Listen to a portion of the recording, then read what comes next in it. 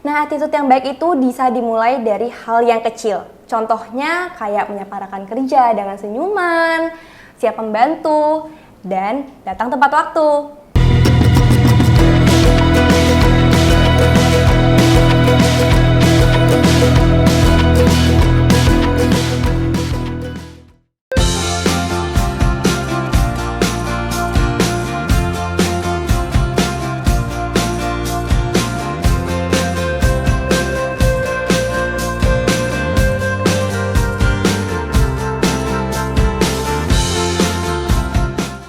Hello workers! Nah, kali ini kalian akan ditemenin sama aku, Dian, yang akan ngebahas tentang topik klasik tapi masih sering bahas di dunia pekerjaan. Tapi sebelum aku lanjut, aku pengen make sure ke kalian untuk like, comment, subscribe, dan share konten-konten Workerspedia yang lain. Workers, kalian tahu nggak sih kalau belakangan ini itu lagi banyak banget riset dan topik yang dibahas di media massa internasional yang ngomongin tentang lebih penting mana sih antara attitude atau skill dalam bekerja. Nah, ternyata secara umum, para perekrut itu lebih mementingkan attitude dibanding skill untuk modal mencari kerja. Nah, ini itu didukung oleh hasil penelitian yang digelar di Inggris bahwa 96% para perekrut lebih mementingkan attitude dibanding skill. Tapi justru para pelamar kerja lebih menonjolkan skill yang mereka miliki dibanding attitude-nya. Loh, jadi gimana sih? Nah workers, aku tuh udah browsing ya tentang masalah ini. Dan ada yang menarik nih menurut Mark Murphy sebagai penulis dari Hiring for Attitude dan buku bestseller lainnya. Menurut Murphy, sebanyak 46% dari 20.000 pekerja baru yang disurvei, mereka tuh kedapatan gagal di pekerjaannya dalam jangka waktu kurang dari 18 bulan. Dan yang lebih menariknya lagi, kegagalan mereka itu 89% disebabkan oleh attitude-nya. Cuma 11% aja yang gagal karena kurangnya skill di dunia pekerjaan. Oke, kita coba lihat lagi yuk, kenapa sih attitude itu lebih penting dibandingkan skill? Yang pertama adalah profesionalisme. Karyawan yang baik itu hasil kerjanya top, tapi karyawan yang ideal itu hasil kerjanya bagus dan sikapnya terpuji. Nah, attitude yang baik itu bisa dimulai dari hal yang kecil. Contohnya kayak menyapa rekan kerja dengan senyuman, siap membantu, dan datang tepat waktu. Selanjutnya adalah rasa hormat. Tentunya perusahaan tuh bukan pabrik yang diisi oleh mesin atau robot. Nah makanya attitude yang baik itu adalah saling menghormati satu sama lain. Mulai dari bos, sesama karyawan, atau bahkan OB sekalipun. Nah yang terakhir adalah teamwork yang baik. Teamwork yang baik ditambah dengan sikap profesionalisme dan rasa hormat tentunya bakal ngebuat kerjasama tim kalian tuh menjadi lebih lancar. Nah kalau kalian baik, tentunya sesama karyawan, sesama rekan kerja itu bakal lebih nyaman untuk membantu kalian, meminta pendapat, atau bahkan sekedar membagi ilmu ke kalian. Ya pokoknya intinya semuanya nyaman deh. Oke workers, kali ini aku akan ngenalin ke kalian salah seorang senior aku nih yang biasanya aku sebut Kanian. Aku panggil Kanian. Nah dia ini sekarang kerja di Bangkok, Thailand selama kurang lebih 3 tahun. Dan dia bakal cerita tentang bagaimana sih dia meniti karir dari bawah hingga sampai dia seperti hari ini. Oke lanjut kita sambungin ya. Halo Kak Kanian. Halo Dian, apa kabar? Alhamdulillah aku baik. Kalian gimana keadaannya di sana? Alhamdulillah baik. Oke, kakak, aku pengen tahu nih sama workers yang lain. Kakak tuh di sana kerjanya di mana sih dan posisi apa sekarang? Oke, aku di sini tuh kerja di salah satu perusahaan IT. Perusahaan IT ini menaungi beberapa sosial media di dunia, di global gitu. Di sini posisi aku adalah untuk audit dan content reviewer gitu. Jadi di sini banyak kok market Indonesia. Jadi kita dibagi beberapa market lah. Ada market dari Kambodia, Filipina, ada Burmese dan segala macam termasuk Indonesia. Karena pemakai media sosial di Indonesia lumayan banyak. Kakak bisa nggak sih kakak tuh ceritain gimana sih perjalanan karir kakak hingga sampai sekarang? Dulu tuh di awal nggak langsung di posisi bagus ya. Dulu waktu zaman kuliah udah tinggal skripsi nih, kira-kira tinggal 1 semester lagi gitu segala macam. Aku tuh mikir kalau aku nanti keluar belum punya pengalaman kerja sama sekali, kayaknya bakalan kalah saing nih karena yang lulus pasti bakalan banyak di tahun ini dan aku pengennya paling tidak one step aja deh, paling nggak punya pengalaman. Jadi setahun sebelum skripsi aku coba apply. Tadinya cuma apply kayak di restoran gitulah. Jadi untuk melamar tadinya buat jadi waitress karena buat freelance aja yang waktunya lebih fleksibel.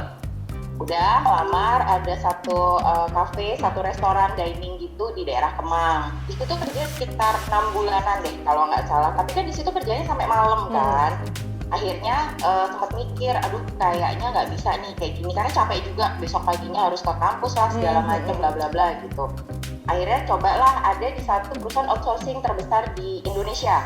Mungkin kamu tahu, mereka lagi buka untuk customer care untuk satu mall terbesar juga di Jakarta Selatan, waktu itu baru buka.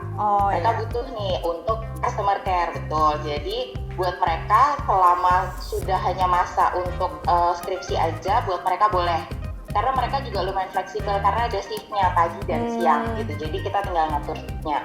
Aku kerja di situ kurang lebih setahun lah ya, sampai aku lulus skripsi dan sempat udah selesai lulus skripsi segala macam. Sempat 6 bulan juga masih lanjut di situ kurang lebih 1 tahun. Setelah di situ ternyata aku coba ada vakansi untuk di kantornya, di kantor si outsourcing ini, outsourcing terbesar ini. Terus aku pikir aku kan sudah lulus ya, sudah sarjana, udah selesai lah urusan kampus gitu kan. Aku coba apply, aku tanya boleh nggak kalau orang di operational itu coba apply ke kantor. Kata supervisorku waktu itu, beliau bilang oke, boleh coba aja Nian. Aku coba apply. Waktu itu untuk resepsionis juga. Jadi start awalnya tuh untuk jadi resepsionis. Di situ aku biasa angkat telepon segala macam, tapi aku posisinya di lantai yang untuk direktur utamanya. Setelah hampir kurang lebih 8 bulan, ternyata direktur utamanya bilang, kamu kan sarjana ya, kamu mau coba nggak untuk posisi admin? Dia bilang gitu, admin untuk sales. Aku bilang boleh Pak, saya mau gitu.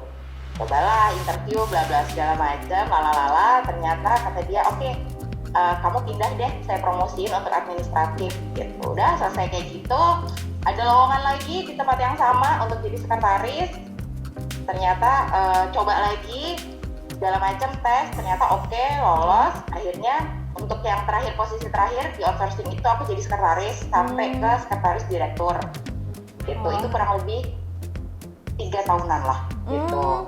Termasuk cepat ya Kak, berarti dari mulai resepsionis, terus sebelumnya ada jadi waiter, sama jadi customer care, sampai sekarang bisa jadi sekretaris di luar negeri lagi. Yang penting pokoknya setiap kali ada kesempatan coba aja. Iya benar-benar. Nah, ngelihat background kakak nih selama meniti karir, kira-kira menurut kalian pentingan mana antara skill atau attitude? Oke, menurut aku ya, untuk yang sudah di usia segini ya, sama ngeliat dari generasi Z zaman sekarang ya, buatku biar gimana pun attitude itu yang penting. Karena skill itu bisa diasah loh. Kamu nggak tahu apa-apa, kamu tinggal training 3-6 bulan, kamu akan nyamain orang senior. Hanya mungkin kamu kurang di pengalaman, hanya kurang itu. Tapi kalau untuk skill itu semua gampang dicari, attitude itu yang susah. Makanya sering bilang attitude is everything, right? Iya. Jadi menurut kakak itu attitude lebih penting nggak dibanding skill? Pastinya. Nah, apalagi ditambah habis itu dia terus pintar menyerap segala macam, training dan segala macam, sudah oke lah biasanya. Nah, kira-kira menurut kakak nih, masih relevan nggak sih di era pekerjaan seperti sekarang nih soal attitude yang baik? Pastinya lah. Pasti, karena aku sendiri juga nganut bahwa attitude is everything ya. Jadi attitude, segala macam, attitude itu sudah termasuk keseluruhan ya, termasuk kejujuran dan segala macam. Itu mata uang yang bisa dipakai dimanapun. Karena mau kamu pindah ke pekerjaan manapun, kantor manapun, di negara manapun, itu tetap yang utama gitu. Berarti attitude itu number one ya Kak? Yes, number one. Nah, kakak aku tuh pengen tahu deh, gimana sih kok Kak Nian bisa kerja di luar negeri? So, aku pengen banget kerja di luar negeri sama workers-workers yang lain, kayak jalan-jalan. Oke, jadi ini sih karena sebenarnya nggak sengaja juga ya, karena perusahaanku yang terakhir waktu itu perusahaan dari China. Di situ tadinya aku HR manager kan, terus ternyata setelah mereka 3 tahun di sini, mereka akhirnya nggak kuat untuk Indonesia. Mereka harus terus, tawarannya adalah satu, ikut pindah ke China, atau kita dirumahkan semua, dalam artian pemutusan PHK gitu kan. Terus aku pikir kalau ke China terlalu jauh, aku bilang gitu, karena 7 jam 8 jam perjalanan. Terus aku pikir oke, aku pilih PHK dan coba cari kerja dulu awalnya. Sekitar kurang lebih, jadi sebelum masa pemutusan PHK 2 bulan sebelumnya aku sudah prepare, coba apply dan segala macam. Tapi ternyata mungkin jodohnya sama rezekinya, begitu aku lihat ada tawaran di Thailand, di Bangkok. Itu sih aku nggak tahu itu pekerjaan apa gitu kan. Tapi pas begitu kulihat job desk-nya segala macam kayaknya menarik. Terus aku pikir aku belum pernah kan ke luar negeri untuk bekerja ya. Nah, untuk stay di sana. Jadi aku pikir aku tanya ke keluargaku, ke suami, ke anak-anak. Mereka bilang ya udah, go ahead, cobalah untuk pengalaman. Ya udah, akhirnya aku ikutin beberapa tes lumayan panjang. Akhirnya ya udah dikasih kesempatan untuk berangkat ke sini. Nah, kakak ngomong-ngomong soal gaji nih, kira-kira aku boleh tahu nggak sih range pendapatan kakak tuh selama kerja di luar negeri? Ada kepo nih soalnya.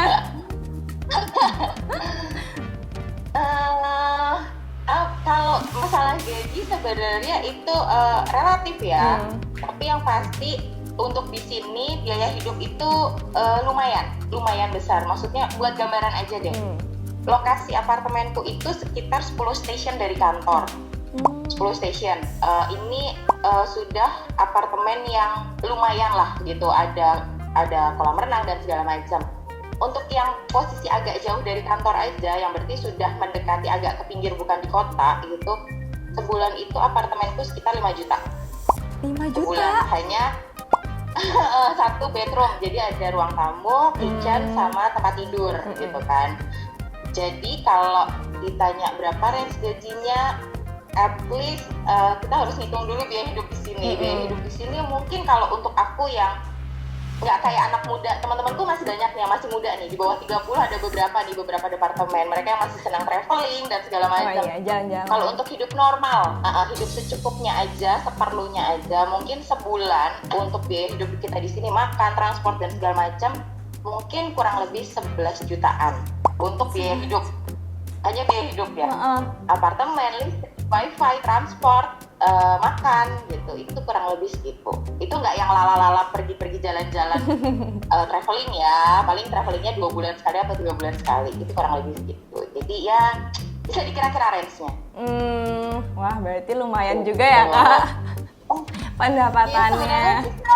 Ya, sama aja. Kalau di Jakarta mungkin dapat gaji yang 2 digit, tapi kan tidak perlu bayar apartemen, nggak perlu istilahnya dapurnya nggak ada 2 gitu. Jadi sebenarnya sih relatif kurang lebih hampir sama, hanya pengalamannya aja kali ya. Sama jauh ya kak berarti dari keluarga. Nah, itu yang paling berat sih.